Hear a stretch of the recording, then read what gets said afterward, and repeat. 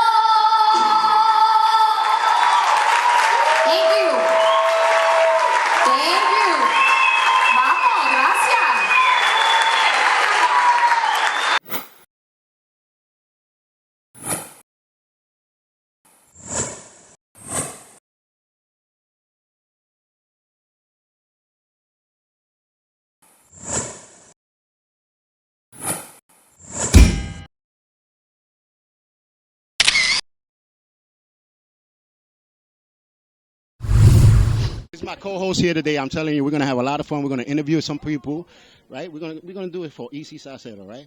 Let's go over here and see what these people say. Go ahead, ask them what you think. Why do you like being here? Because I feel like I get to meet EC Salsero and that he inspires me. Thank you. I'm like his auntie, so I'm just here to support him. Thank you. I'm here to support one of my favorite friends, Easy Salsero, to see his concert here at Lehman and to boot him up.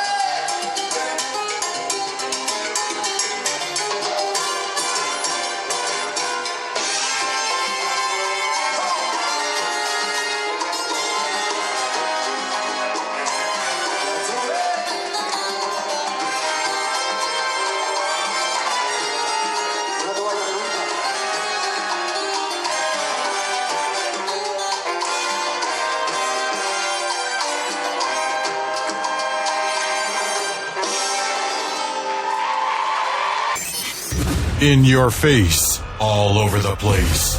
We're online. You're listening to the hottest internet show.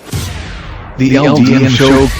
5, 4, 3, 2, 1.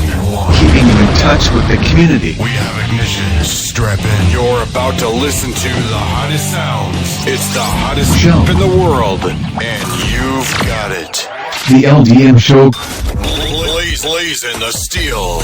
Bring the heat. He's got me. He's guilty of loving me in the first degree. I wanna give him all I've got. Hi, I'm Catherine Jamosin, and I love Easy Salsero's music. He's awesome, and he's just a great person in general. How do you like being here? How do I like being here? I can read. How do I like being here? I'm excited. I'm ready to see this great show put on. I love when people, doing it themselves and making it big. I love it. I'm excited to be here. Hi, how are you doing today? Why do you like being here? Well, we're here to express our thank you for Easy to becoming a nice new artist. Why do you like being here? Because he's a fantastic talent and he's amazing. Okay, thank you.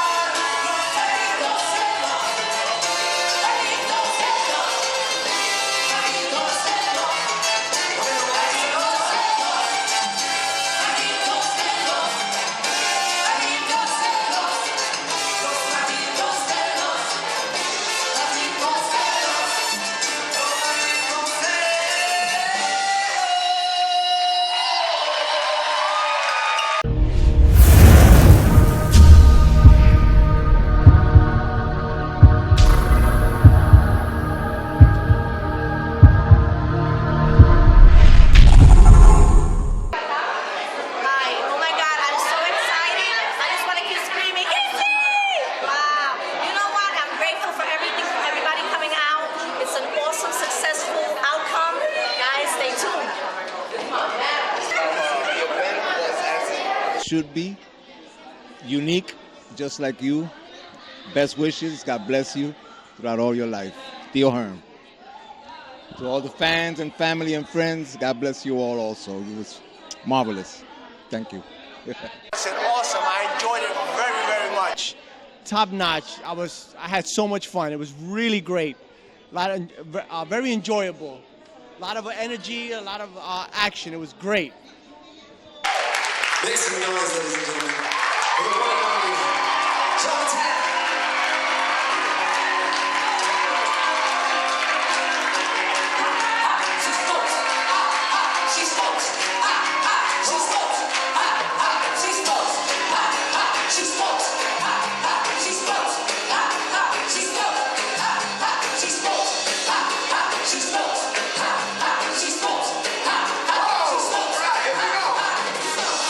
Put your hands together, take a beat.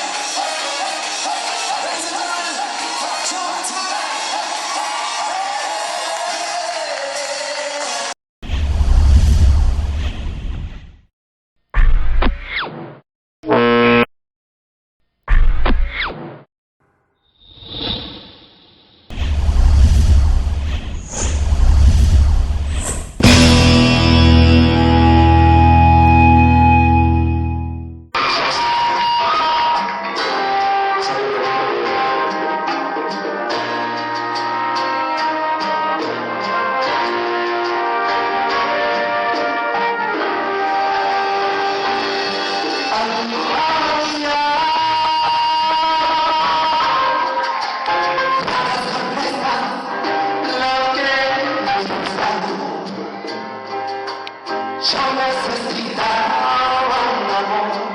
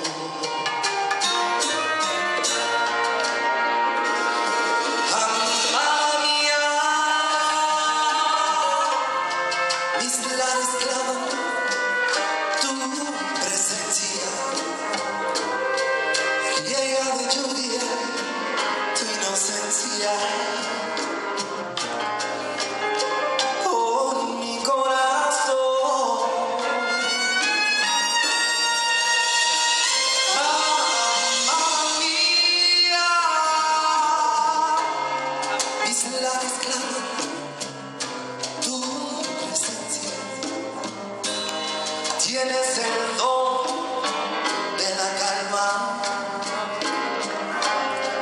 y este eres amor.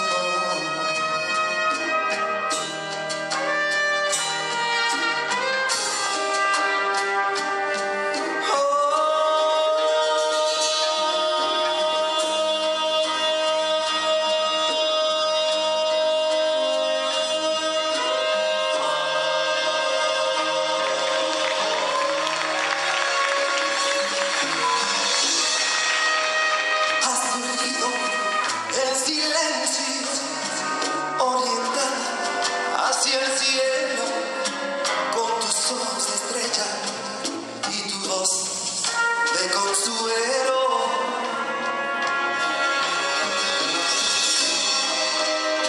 Eres más que una vida por dejar de ser tuya y entregarte al amor.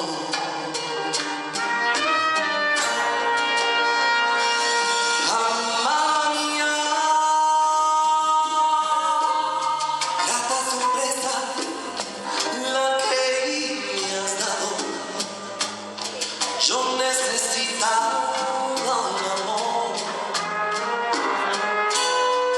y me has enamorado. Amada mía,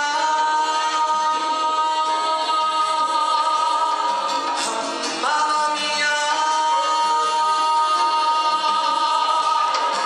amada mía.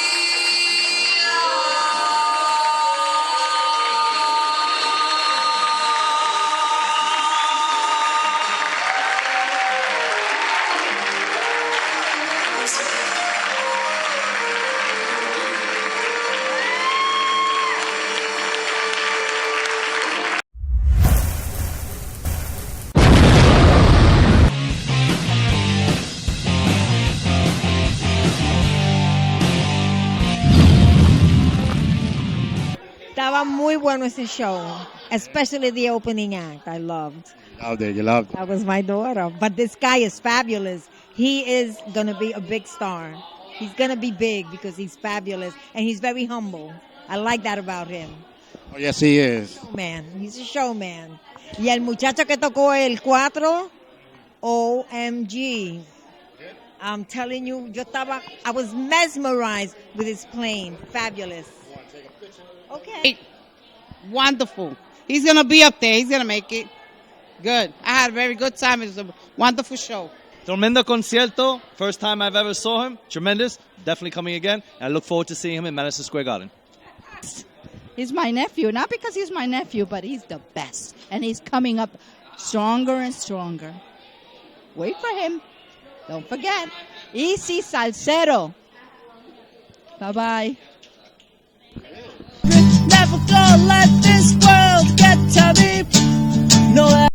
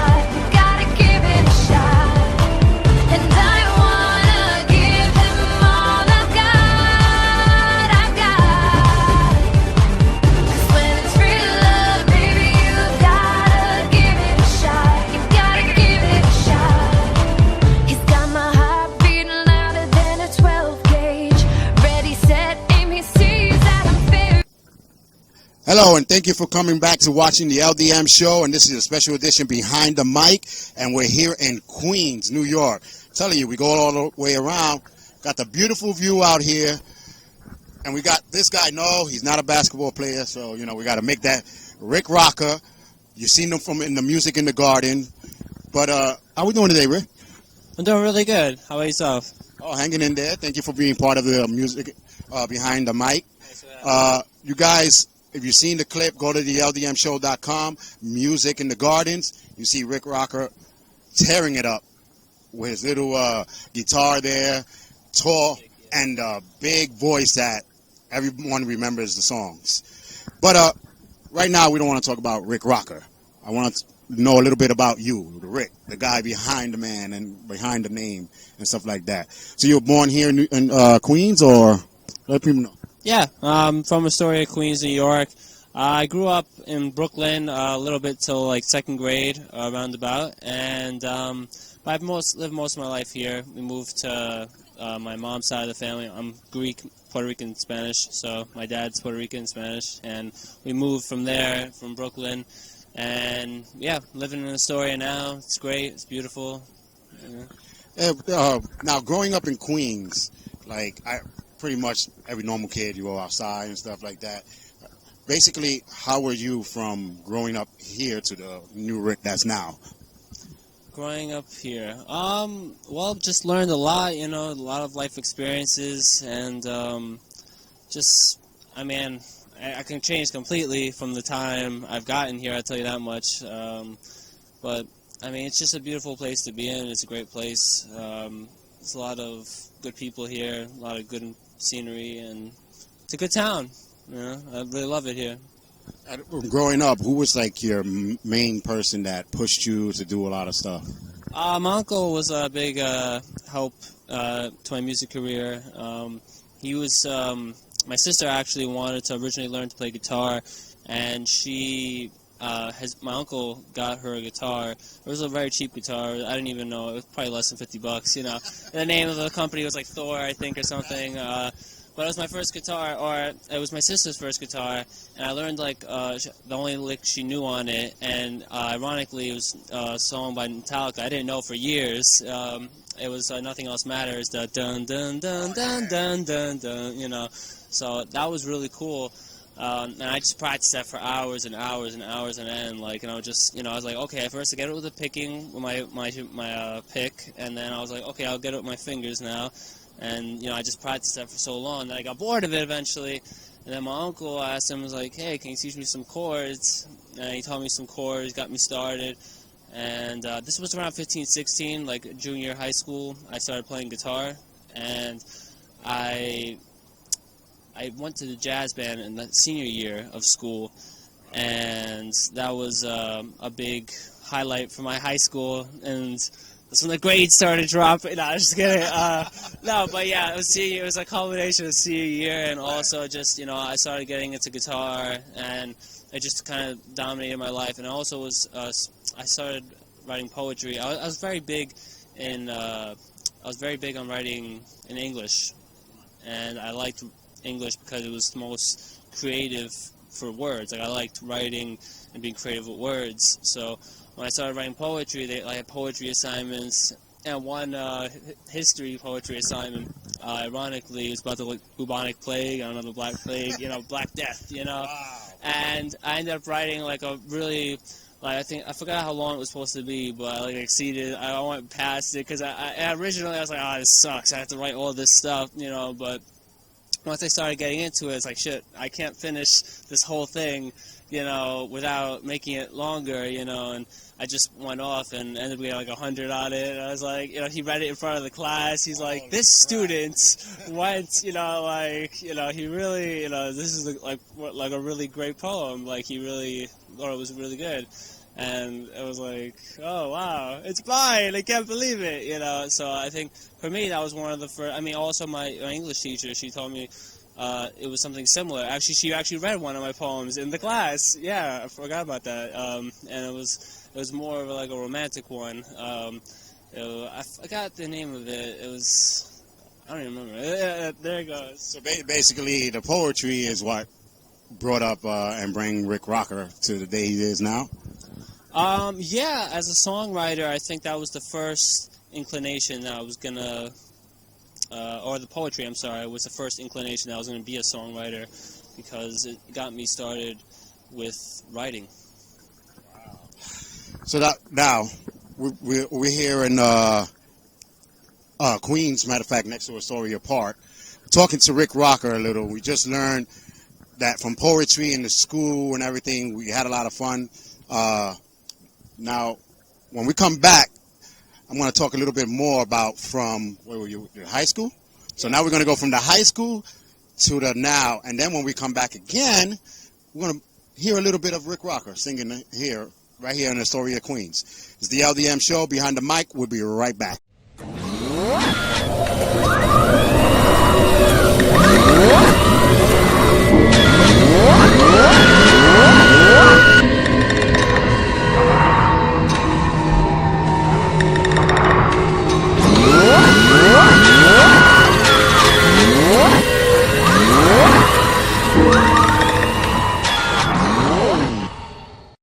Hello and welcome back to the LDM Show. I'm your host, Charles Aloman. This is Behind the Mic, and I'm here with Rick Rocker.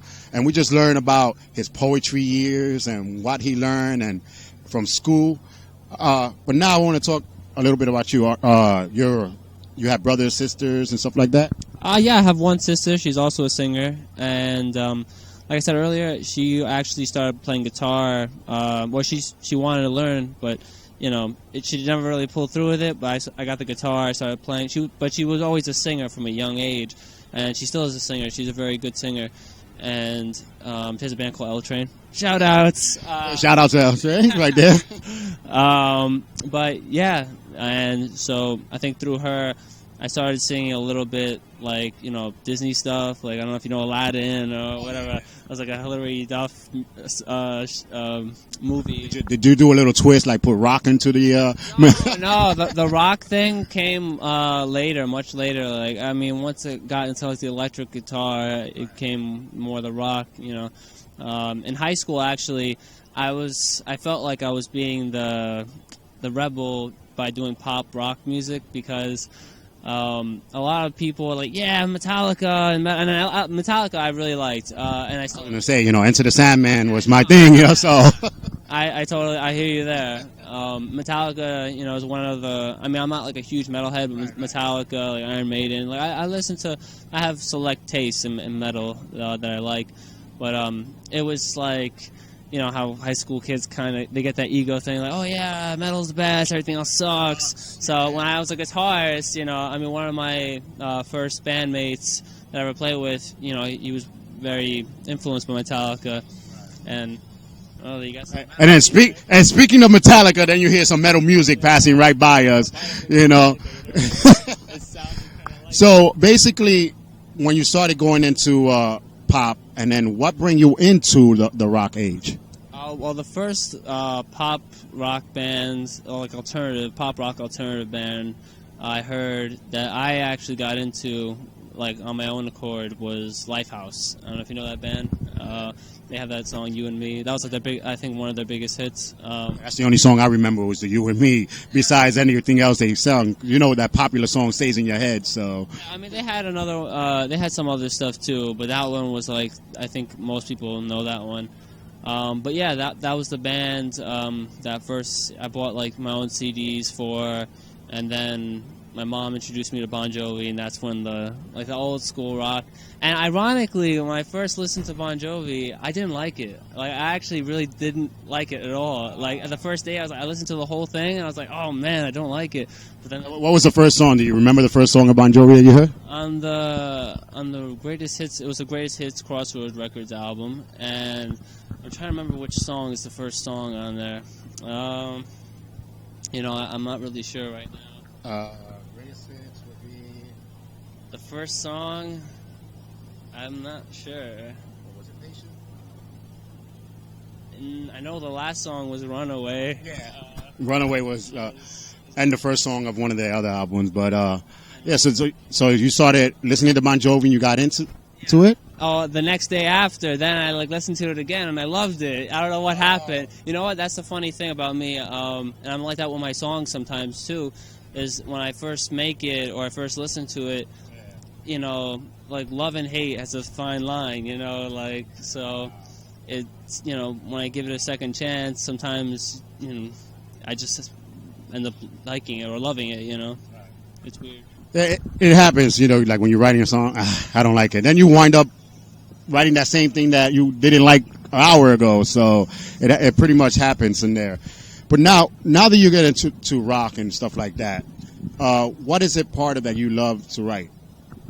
It's like you said alternative rock, you know. So what is the most alternative rock that you ever wrote? Like more heavy metal type? Well, for my own songs, you know, the heaviest song I've probably wrote to date was probably Lady in Red. That was my heavy number on the album. A remix of Lady in Red. No, I get that a lot. That's something I was completely unaware of. Actually, people made me aware of that song when they're like, oh, is it like the Lady in Red? You know, from the Lady in Red. You know, it's coming to me. You know. So I was like, okay, man. I was thinking the Lady Red. It's a very heavy song. It's completely. It's more of got like a James Bond meets Bourne Identity, kind of gone wrong kind of thing. That's exactly what I was thinking of. Hopefully one day I can get it like in a movie or something, you know, because it's got a lot of imagery. And for me, when I was making it, that's what I thought. I actually had like those images in my head, you know. Can you come with me with Bourne Identity, you know, like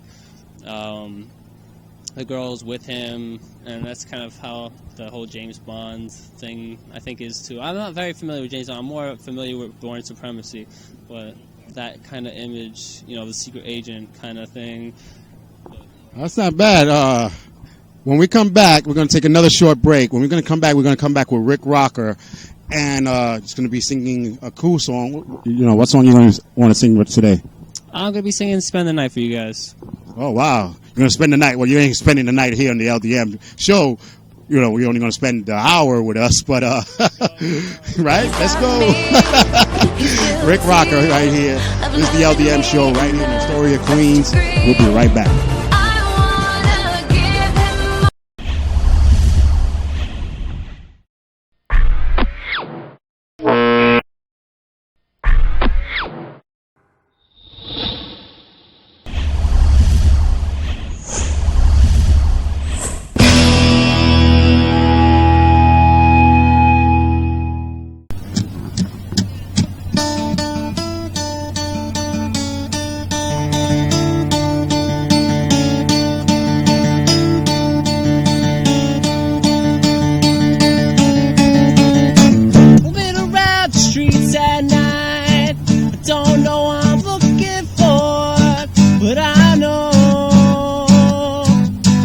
know it's out there.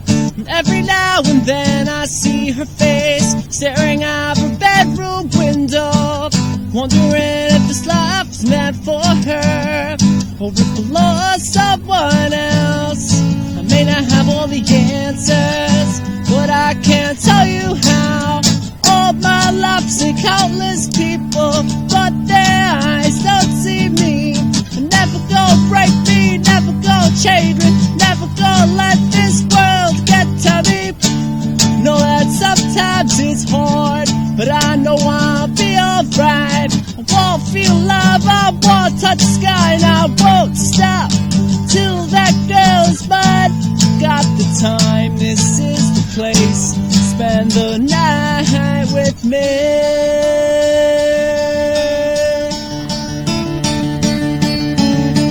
Thinking back a week or two, maybe a few months, maybe a few years. What difference does it make if we still feel the same? She swore that she was over me, I swore that I was over her. But here we stand face to face, nothing left to lose. Don't look back now, there's only one way to go. 'Cause all my life's seen countless people, but their eyes don't see me. Never gonna break me, never gonna change me, never gonna let this world get to me. Know that sometimes it's hard.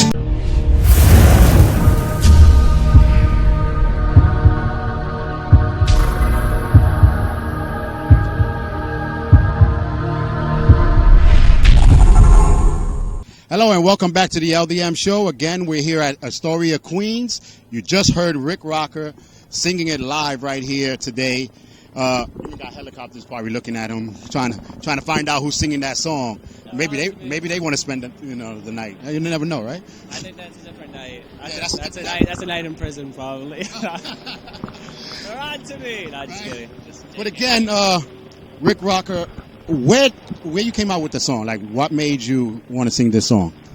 It was a culmination of two things. It was like a relationship I had with a girl, and also inner strength that I was kind of channeling at the same time. That like both feelings were kind of like relevant in my life, and it just kind of merged. And also the riff, the intro riff, the da-na-na-na-na-na-na, that was like that was actually the thing that kind of spawned the whole song itself. I played it for like hours. Like I was like, oh, this, I was so excited about when I heard it. I had like a looper pedal, and I would just play it. And I just played it for so long. I must have played at least for an hour straight, and drove my neighbors crazy because I just had the chorus at the time. It's like I had like the harmony with the guitar. So that's what it started off with, just the guitar, and I actually just followed the vocals followed the guitar parts, and it just kind of kept playing, and the neighbors like, change the chord already. Knocking on the windows and stuff. Nobody bothered. Yeah, nobody's. My neighbors have always been good, though. So I was, and that was around the time of beginning of college, I think, between transferring from like high school to college, or early college, I think. I think it was early college. Yeah, it had to be early college. Yeah. So what's next for Rick Rocker? I'm working on new songs now. I'm not entirely sure how the next album is going to sound like yet. I'm still making it. I definitely want to push the boundaries of creativity right now. I'm getting out of my zone. I've gotten much better as an artist overall in every way since I wrote the album. And I'm excited. I already have a few songs that I'm considering for the album. I mean, I've wrote tons of songs already, but I'm going to write some more, of course, probably written at least 50 songs already from the album. Probably more. I lose count, because you take so many riffs. And I'm a type of person who, if I don't really like something or love it, I tend to like not even commit to fully, to fully finishing the song. So I have a lot of stuff like that, but even, I have also tons of songs that I'm just working on, and I'm just trying to, like I said, push the boundaries of what I can do and find new sounds, something that's I want to start like a new trend. That's like my ultimate goal. You know, I want to start a new trend of something. Not even necessarily particularly rock. I mean, my vibe as a performer, the rock is really more to emphasize, like, I mean, rock is, I mean, James Brown was rock to me, you know, and like MJ. Like a pop rock into rock, maybe a little bit R&B in there or something. Yeah, you know, like, I mean, like I said, yeah, exactly. You know, even that, I've been expanding my musical taste, so it's, I don't even know exactly what the next album is going to sound like. Yeah, I've written, like I said, a few songs I'm excited about. And are you going to be making the new album with a band, or you're just going to be doing it with you? Yeah, it's probably going to be band orientated. You know, that I'm pretty sure, is, you know, because it gives it more the elements you can mess around with, and it just brings out the music. It's, I mean, the rock element is more of like just the energy that is associated with rock. Like I said, you know, even with James Brown, I mean, he's considered rock sometimes, you know, or like he's in the Rock and Roll Hall of Fame, you know, and I think it's because the attitude of rock is more like kind of just in your face, or just like, you know, kind of just the energy. The energy is very... I like the part because he doesn't use tracks. He uses more of bands and all that, you know, just to bring out the music and stuff. Is you find yourself more into bands than just putting a track on? What do you mean, like tracks? Like music track. Oh, you mean to play with the music? Well, for my first album particularly, I mean, I've always considered trying to even put like a track with my music and just singing it. Maybe like one or two songs I could do that with, but it kind of loses the authenticity of it a little bit because, you know, I feel like with me playing guitar, it's a lot more real and in the moment, and with the track, it's a little disconnected. And I'm used to also just playing guitar while I'm singing, and I feel like it's always kind of annoying to have the mix with the guitar, and then it looks weird that you don't have the band with you while you're playing with your instrument, you know. So it you know, for that reason, I've never really committed fully to getting with the tracks. I mean, my next album, I'm not, like I said, I'm not 100% sure. Maybe I'll go it more like of a mainstream kind of, you know, dance element to it. Maybe I'll incorporate some of that. I'm not 100% sure yet, though, so, you know, we'll wait and see, you know, just creative. We're going to wait and see, but we're going to still be watching Rick Rocker, finding out where he's going. Just as we are, you guys have to do the same thing. Follow Rick Rocker on Facebook.